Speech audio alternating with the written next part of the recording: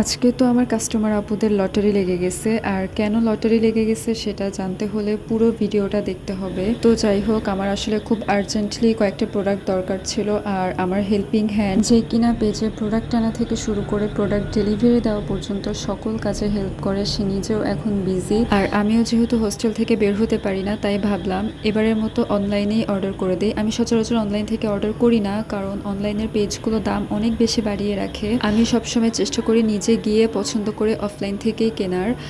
আর এখন দয়া করে কেউ আমাকে জিজ্ঞেস করবেন না আমি কোথা থেকে প্রোডাক্ট নিয়েছি, অনলাইন কোন পেজ থেকে বা অফলাইনে কোথা থেকে কিনি।